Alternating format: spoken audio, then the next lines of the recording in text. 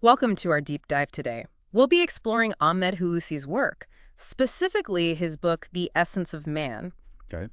Many spiritual seekers are looking for answers, Mhm. about the nature of reality and the self. And the universe, Right. Hulusi presents a unique perspective within the Islamic tradition. One of the things that struck me was this idea of reading the Quran, not just reciting it, but truly understanding its deeper meanings. Oh, yeah. What are your initial thoughts on that? I think it's a fascinating idea. Hulusi argues there are two main approaches to the Quran.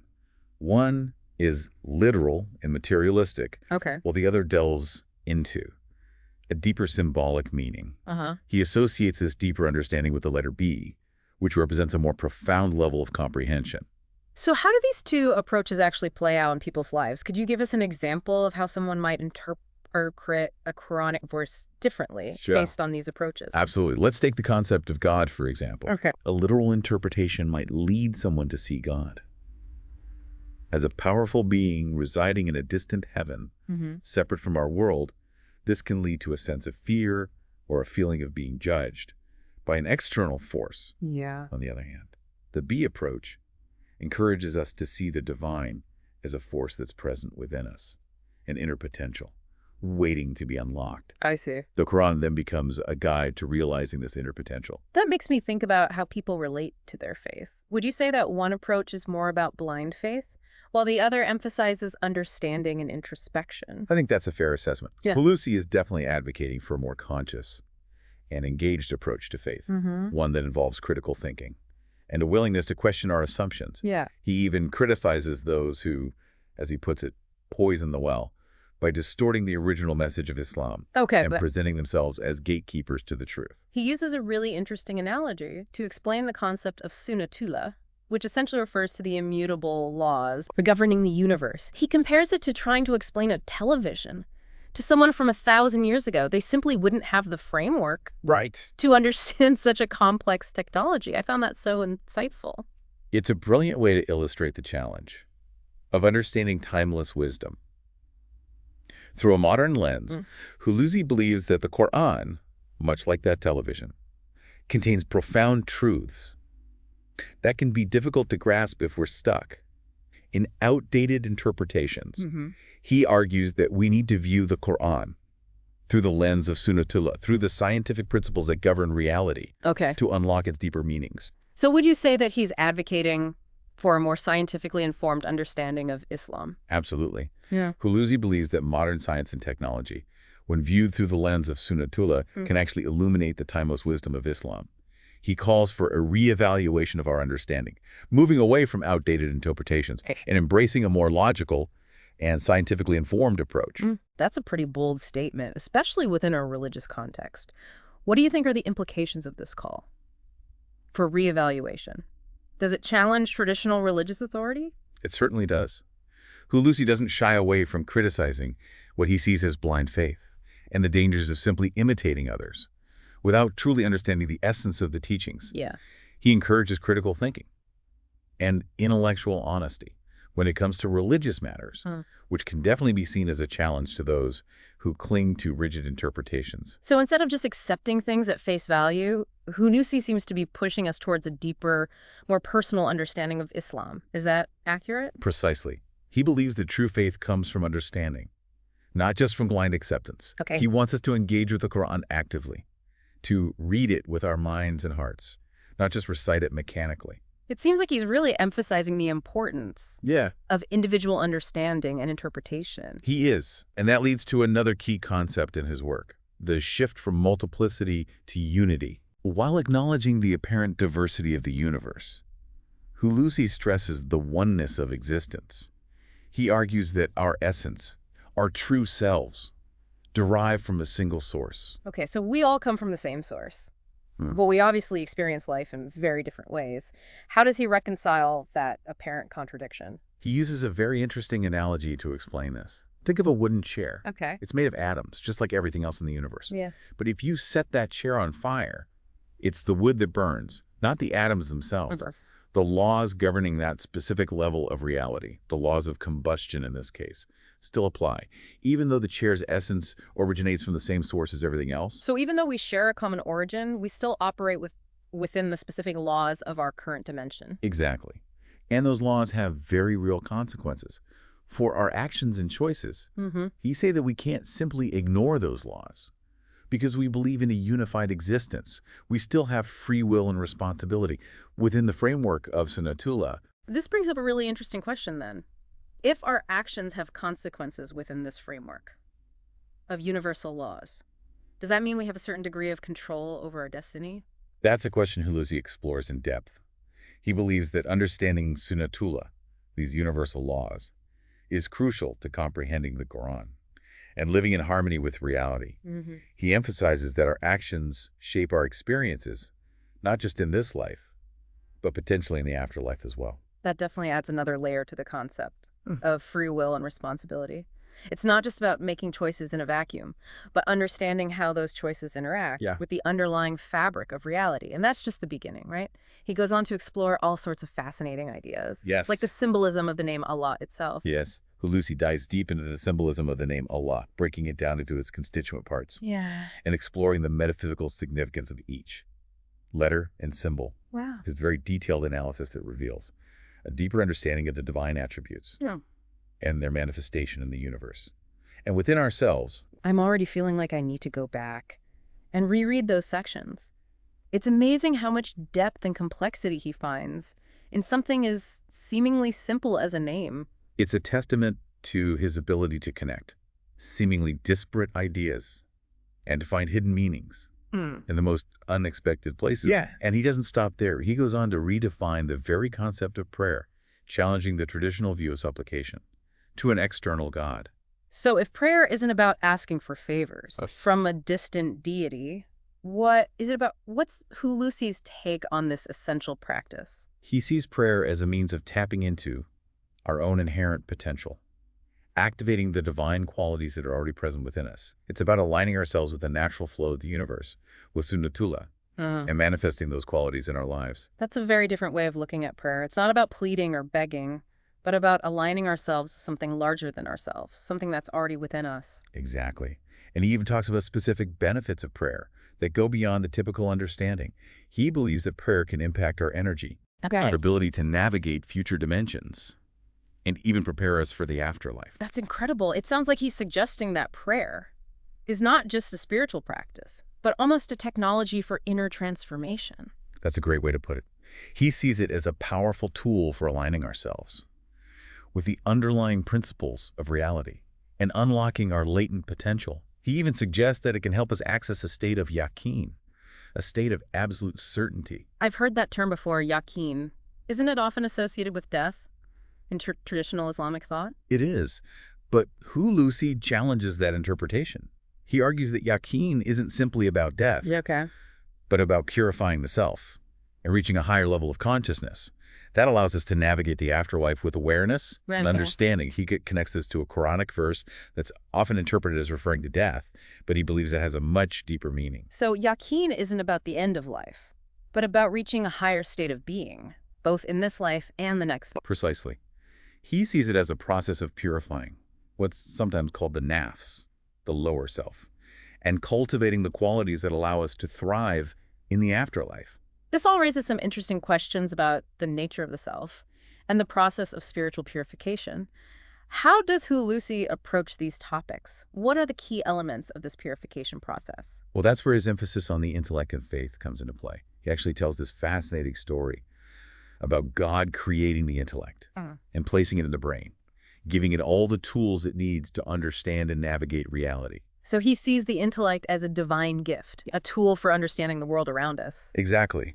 But as the intellect explores its surroundings, it realizes that there are limits to its understanding. There are things it simply cannot grasp, mysteries that lie beyond its logic and reasoning. And that's where faith comes in. So faith steps in where the intellect falls short. Precisely. It's like faith is this superpower that allows us to navigate the unknown, to trust in something larger than ourselves, even when we don't fully understand it. It's about acknowledging the limitations of our intellect while remaining open to a deeper truth. It's like having faith allows us to step outside the boundaries of our rational minds and embrace the mystery of existence. That's a great way to put it. And this leads to another fascinating aspect of Hulusi's work, his exploration of consciousness. Okay, now I'm really intrigued. How does he connect those seemingly disparate concepts? What's his take on consciousness? He argues that consciousness is not some external force that enters the body, but rather a product of the brain itself. Wow. He even references the work of a neuroscientist who proposes that consciousness is essentially an electromagnetic field. That's really pushing the boundaries of traditional religious thought. He's bringing science and spirituality together in a really unexpected way. It's this incredible intersection of science and spirituality that makes his work so compelling. He suggests that by understanding the physical mechanisms of the brain, the electrical impulses, the chemical reactions, the electromagnetic fields, we can gain a deeper insight into spiritual phenomena and the nature of the soul or spirit. So instead of saying science and spirituality as separate domains, he's suggesting they're actually two sides of the same coin. Exactly. And this leads to another really important concept in his work: concealed duality, or shirk. I've heard that term before, shirk. Isn't it usually understood as idolatry, as worshiping something other than God? It is. But Hulusi expands on that definition. He emphasizes that shirk can also take on internal forms. It's about recognizing the ways in which we create duality Okay. within our own minds, separating ourselves from the divine, and limiting our potential. So it's not just about worshiping external idols, but about the idols we create within our own minds, the false separations we impose on reality. Precisely. He even suggests that this concealed duality prevents us from accessing our true potential and living in alignment with sunnah. He also has a very unique perspective on the night of power, that incredibly significant night in the Islamic calendar. It's traditionally seen as a night of immense blessings. Right. When the Quran was revealed, right? Yes, but Hulusi offers a different interpretation. He describes it as a state of experiencing our own nothingness, a state of emptying ourselves, so that the Quran, in the sense of the code of reality, can be revealed within our consciousness. Wait a minute, are you saying the night of power isn't about a specific night at all? That it's about reaching a state of awareness that we can access at any time? That's exactly what he's saying. It's about seeking that state of inner emptiness, Right. of transcending our limited selves, not just on a particular night, but throughout our lives. Okay. It's about creating a space within ourselves to receive the Quran, not as a physical book, but as a direct experience of reality. Okay, my mind is officially blown. I'm starting to see the Quran in a whole new light. It's like he's suggesting that it's not just a book of stories and commandments, but a guide to unlocking a deeper level of understanding within ourselves. Yes, and this ties back to his emphasis on reading the Quran, not just reciting it. It's about actively engaging with the text, seeking its deeper meanings, and allowing its wisdom to guide us on our own personal journeys of self-discovery. That's incredibly empowering. It's like he's saying that the Quran is not just a historical document, but a living, breathing guide to realizing our full potential. He is. And this idea of unlocking our potential is central to his work. He even introduces this fascinating concept of the reviver, a figure who appears in every century to renew and revitalize Islam. I've heard of that concept before, but I'm curious to hear Hulusi's take on it. Who does he believe is the reviver of our time? Well, he uses a really unexpected analogy to describe the reviver's role. He compares it to the Linux operating system. The Linux operating system. That's an interesting choice. How does that relate to the reviver? He explains that just like Linux is an open source system that allows for innovation and customization, Okay. the reviver brings a more open, free, and innovative understanding of Islam. He sees it as a challenge to the more traditional, closed systems of the past. So the reviver is not about dogma or rigid interpretations, but about empowering individuals to access the source code of Islam and create their own unique paths to understanding. That's a great way to put it. He's essentially advocating for a more individualized and dynamic approach to faith, Yeah. one that embraces change and encourages personal exploration. That's a very different perspective on the role of the reviver. It's not about blindly following someone else's interpretation, but about taking ownership of our own understanding and spiritual growth. Exactly. And this emphasis on personal understanding is also evident in his discussion of Muhammad's role as the final prophet. He describes him as the Rasul of Allah, Okay. suggesting that his role goes beyond that of a traditional prophet. So how does Hulusi distinguish Muhammad from previous prophets? What makes his role unique? He emphasizes Muhammad's unique ability to read the Quran, to decipher its deeper meanings, and reveal the reality of Allah in a way that had never been done before. He even challenges the traditional concept of God as a separate entity, pointing towards a more unified understanding of existence. So instead of simply delivering a message from God, Muhammad is revealing a system of understanding, a path to activating our own inner divinity. Exactly. And this system of understanding, as Hulusi describes it, is based on the principles of sunnah, the immutable laws that govern the universe. It's about recognizing that we're not separate from this system, but intimately connected to it. Uh-huh. Our actions have consequences, both within this life and beyond. That connects back to his idea that we're all part of a unified existence, that our essence derives from a single source. It does. And this brings us to one of the most mind-bending concepts in his work, the holographic reality. Okay, I'm ready for my mind to be blown. What's this holographic reality all about? It's this incredible idea that the whole of the universe is present within every part, including ourselves. Like each of us is a microcosm of the entire cosmos, containing within us the blueprint for everything that exists. So if we're all part of this interconnected holographic reality, what does that mean for our understanding of God? It means that the divine is not some distant external entity, but present within every atom, every molecule, every living being. Wow. It's about recognizing the interconnectedness of all things and seeing the divine reflected in everything around us. It challenges the traditional notion of separation between creator and creation, suggesting a much deeper level of unity. That's such a beautiful and profound concept. It's like we're not just worshiping an external God, but discovering the divine within ourselves, recognizing that we're all part of this interconnected web of existence. Exactly. And that realization, according to Hulusi, is not just some abstract philosophical concept. It has very real and practical implications for how we live our lives. So how does this understanding of the holographic reality actually change the way we live? What are some of the practical implications? It's about recognizing our interconnectedness with all beings and acting with compassion, understanding, and respect. Okay. It's about moving beyond the limitations of our ego and embracing a more expansive view of ourselves and the world around us. And ultimately, it's about aligning ourselves with the principles of sunnah, living in harmony with the universal laws that govern reality. It sounds like he's calling for a radical shift in our perception, a move from separation to unity, from self-centeredness to interconnectedness. He is. And that shift, he believes, is the key to unlocking our true potential and living a life of meaning and purpose. That's a powerful message. It makes me wonder, how do we actually make that shift? What are some of the practical steps we can take to move towards this understanding of interconnectedness and unity? Well, that's something we can explore further.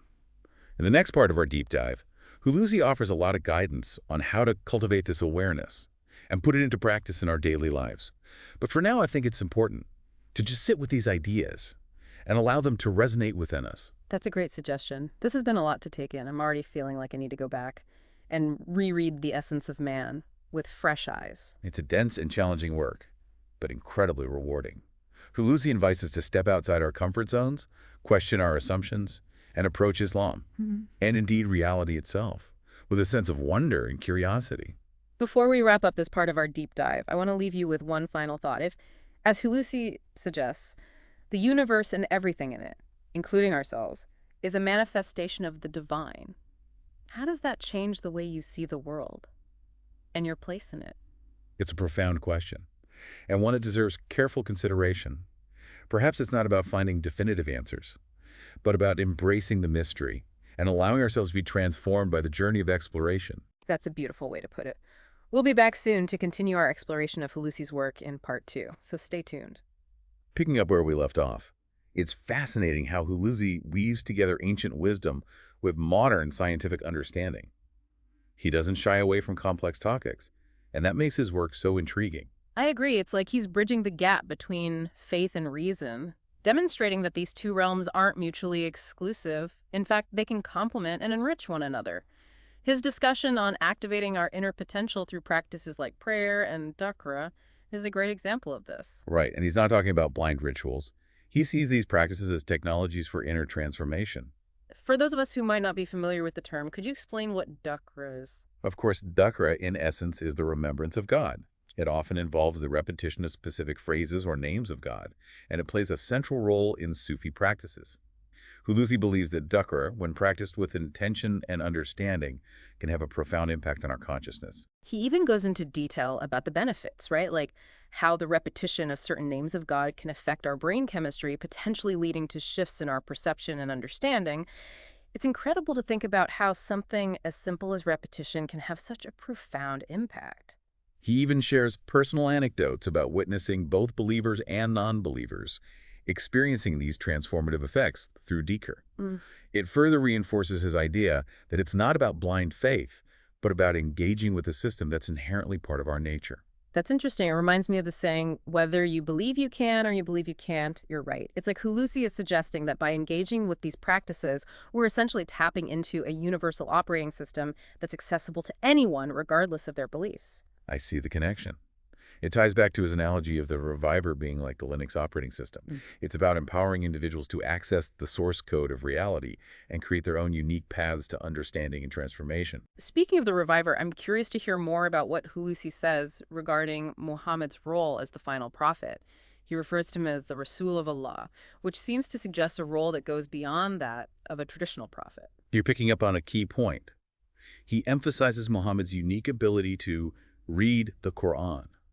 For Hulusi, this means deciphering the deeper meanings and revealing the reality of Allah in a way that had never been done before. He even challenges the traditional concept of God as a separate entity, suggesting a more unified understanding of existence. It's like Muhammad, in Hulusi's view, wasn't just delivering a message, but rather revealing a system of understanding, a path to activating our own inner divinity. That's a great way to summarize it. And this system of understanding, as Hulusi explains, is based on the principles of sunnatullah. It's about recognizing that we're not separate from this system, but intimately connected to it, and that our actions have consequences both within this life and beyond. This idea of interconnectedness brings us back to his discussion of the holographic reality. It's a mind-bending concept, but the idea that every part of the universe contains the blueprint for the whole is fascinating. It is, isn't it? It's like Yeah. each of us is a microcosm of the entire cosmos containing within ourselves the potential to access and experience the infinite. And this has profound implications for how we understand our relationship with the divine. It challenges the idea that we're worshiping an external God. Instead, we're discovering the divine within ourselves, recognizing that we're all part of this interconnected web of existence. Exactly.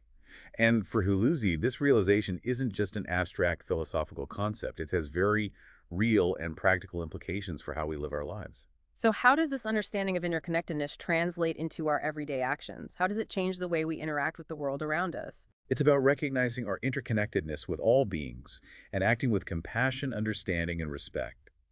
It's about moving beyond the limitations of our ego and embracing a more expansive view of ourselves and the world around us. And ultimately, it's about aligning ourselves with the principles of sunnatullah, living in harmony with the universal laws that govern reality. This makes me think about the concept of karma. It's not about punishment or reward, but about understanding that our actions have consequences within this intricate web of interconnectedness. That's a very astute observation. Hulusi doesn't use the term karma specifically, but the principle is certainly there. Our actions create ripples that affect not only ourselves, but the entire system. So it's about recognizing that we're not isolated individuals, but integral parts of a larger whole. Our choices and actions have far-reaching consequences extending beyond our immediate sphere of influence. That's a great way to put it.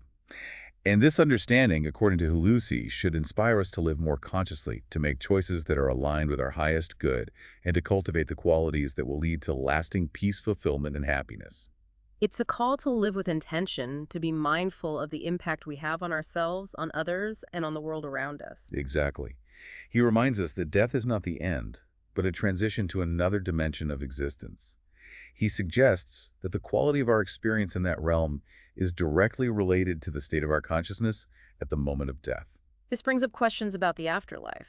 Does Hulusi offer any insights into what that experience might be like? Does he believe in heaven and hell as traditionally conceived? He does touch upon the afterlife, but he challenges the traditional view of heaven and hell as fixed destinations. Instead, he suggests that they're more akin to states of consciousness that we create through our thoughts, actions, and intentions. It's like we're constantly building our own afterlife brick by brick through the choices we make in the present moment. That's a powerful way to think about it. And this realization, according to Hulusi, should inspire us to live more consciously, to make choices that are aligned with our highest good, and to cultivate the qualities that will lead to lasting peace, fulfillment, and happiness. It's a call to action to live each day with purpose and awareness, knowing that our choices have implications that extend beyond our current understanding. Precisely. He reminds us that death is not the end, but a transition to another dimension of existence, and that the quality of our experience in that realm is directly related to the state of our consciousness at the moment of death. It's about preparing ourselves for that transition by cultivating awareness, purifying our hearts, and aligning ourselves with the divine order of the universe. This reminds me of his emphasis on purifying the nafs, the lower self. What are some of the ways Hulusi suggests we can do this? He emphasizes practices like Paradokurigark fasting and meditation. It's not about following rigid rituals, but about finding practices that resonate with our individual needs and support our spiritual growth. He encourages us to experiment, to explore different paths, and to find what works best for us. So it's a personalized approach to spiritual growth, recognizing that there's no one-size-fits-all path. Exactly. And he also stresses the importance of the intellect in discerning truth from falsehood and navigating the complexities of the spiritual path. It's about balancing faith with reason, using our critical thinking skills to evaluate information and make choices that are aligned with our highest good. This idea of balancing faith and reason is so crucial. It's about avoiding blind faith, but also recognizing that the intellect has its limitations. It's about finding that sweet spot where faith and reason work together, where intuition and logic complement each other. Hulusi seems to place a lot of emphasis on personal responsibility, on taking ownership of our own spiritual growth. He even warns against blindly following charismatic figures or relying too heavily on external validation. He does. He cautions against falling into the trap of blind faith or following charismatic figures without questioning their motives and teachings. It's about taking responsibility for our own spiritual growth and seeking knowledge from authentic sources. He even cautions against relying on external validation or seeking approval from others. True spiritual growth, he suggests, comes from an inner knowing, from aligning ourselves with our own truth and living in accordance with our own values. It's about cultivating an inner compass that guides us through the complexities of life. Exactly. It's about training our minds to be more discerning, to question our assumptions, and to seek knowledge with a sincere heart. He even encourages us to approach the Quran with fresh eyes, to read it not as a book of commandments, but as a guide to understanding the nature of reality and our place within it. It's like he's inviting us to become active participants in our own spiritual development, to engage with the teachings in a way that feels personal and meaningful. He is. And perhaps most importantly, he emphasizes the need to be open to new understanding, to allow ourselves to be challenged and transformed by the knowledge we encounter.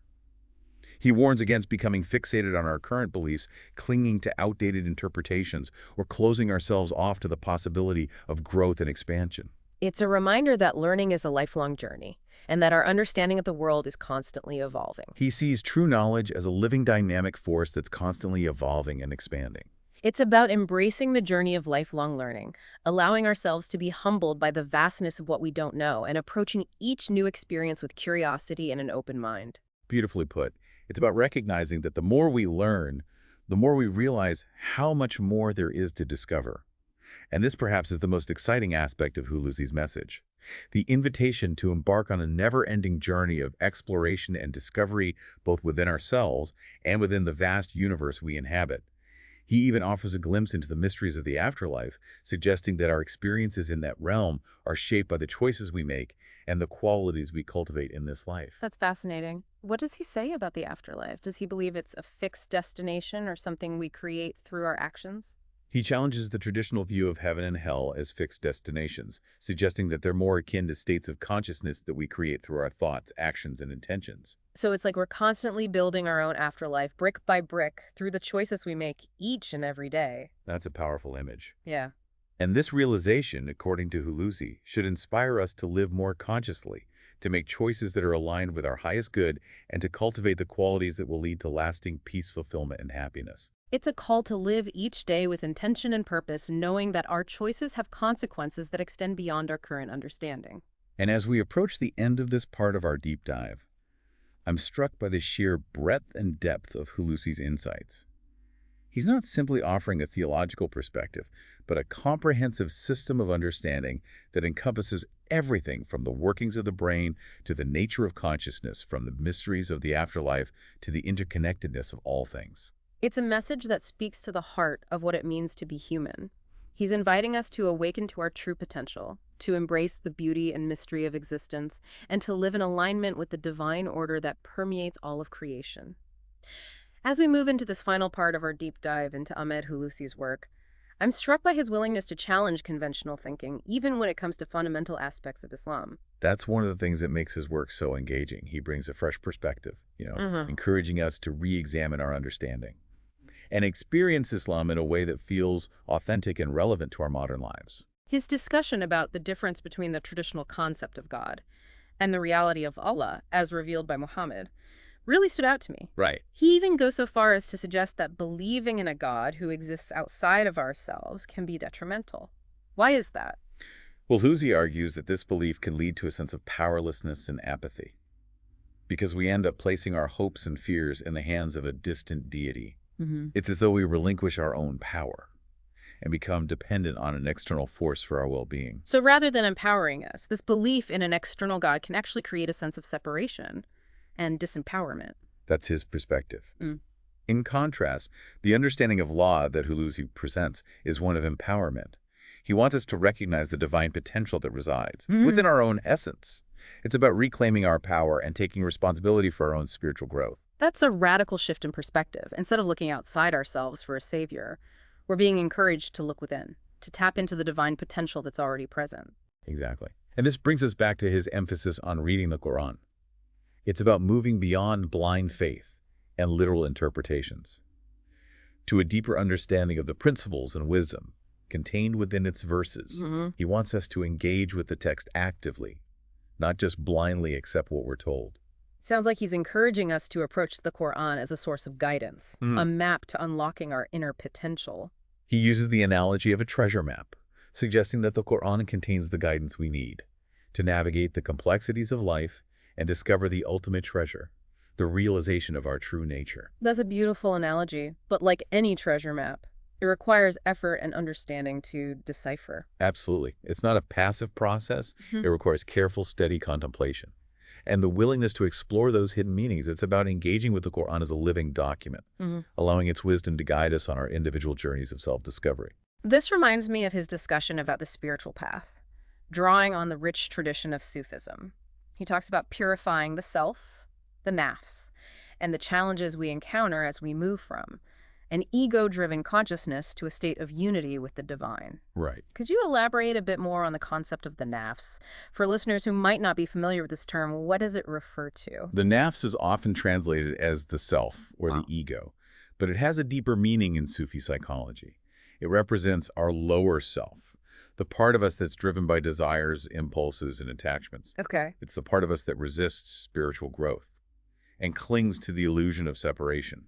So purifying the nafs is about refining our character, overcoming our lower tendencies, and aligning ourselves with our higher selves. Precisely. It's a process of self-transformation, of shedding our limiting beliefs and conditioning, and awakening to our true nature as reflections of the divine. He even describes different levels of the nafs, right? From the nafsi amara, the soul that incites to evil, to the nafsi kamila, the perfected soul. Right. It's a journey of progression, of moving from a state of darkness to a state of light. Exactly. And Hulusi believes that this journey of self-purification is essential for realizing our true potential and experiencing lasting happiness and fulfillment. He also emphasizes the role of the intellect in this journey, doesn't he? It's not just about blind faith or emotional experiences, but about using our minds to discern truth from falsehood. He does. He emphasizes the importance of the intellect in discerning truth from falsehood and navigating the complexities of the spiritual path.